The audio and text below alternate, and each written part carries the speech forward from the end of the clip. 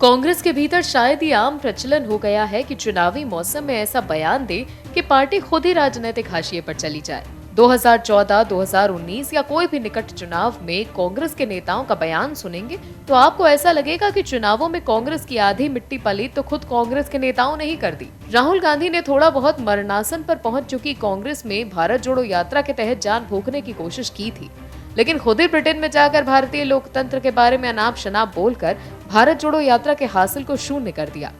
अब स्वामी ऐसा करे तो स्वामी भक्त कैसे पीछे रह सकते हैं। कर्नाटक चुनाव दक्षिण का सबसे अहम राज्य है।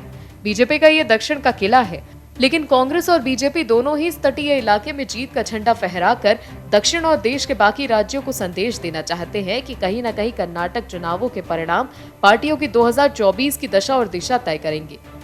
लेकिन इतने अहम राज्य के चुनाव से पहले कांग्रेस के दिग्गज नेता ने ऐसा बयान दे दिया कि अब ना उन्हें उंगलते बन रहा है और ना ही निकलते। क्या दिया है बयान, चलिए आपको बताते हैं। बीजेपी छोड़कर कांग्रेस में आए लिंगायत नेताओं को लेकर कांग्रेस ये मान रही थी कि कर्नाटक विधानसभा चुनाव में पार्टी को इसका फायदा मिलेगा।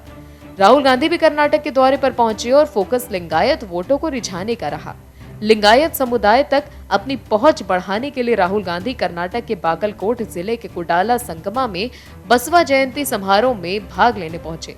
वो लिंगायत के मठ भी गए, लेकिन इसी बीच सिद्धारमैया ने राहुल के किए कराए पर पानी फेर दिया, क्योंकि सिद्धारमैया ने भ्रष्ट लिंगायत सीएम बयान पर घमासान शुरू हो गया है। राहुल गांधी संगमेश्वर मंदिर और बासवन्ना की समाधि पर भी गए। कार्यक्रम स्थल पर आयोजित बसवा जयंती कार्यक्रम में हिस्सा लिया और लिंगायत समुदाय को संदेश दिया। वो लिंगायत मठ गए और यहाँ मठाधीशों से मिले। इधर कांग्रेस के वरिष्ठ नेता सिद्धारमैया की लिंगायत समुदाय पर एक विवादास्पद टिप्पणी बीजेपी के लिए एक बड़ी राहत के रूप में सामने आई। सिद्धारमैया ने कहा था कि पहले से ही लिंगायत मुख्यमंत्री बसवराव बोम्मई हैं। वो कर्नाटक में सभी भ्रष्टाचारों की जड़ है। उनके इस बयान पर बहस छिड़ गई। सिद्धारमैया के इस बयान को लेकर बीजेपी कांग्रेस पर निशाना साध रही है। बीजेपी कांग्रेस को लिंगायत विरोधी बताने में लगी हुई है, जो कि कर्नाटक चुनाव से पहले कांग्रेस के लिए बड़ा झटका है।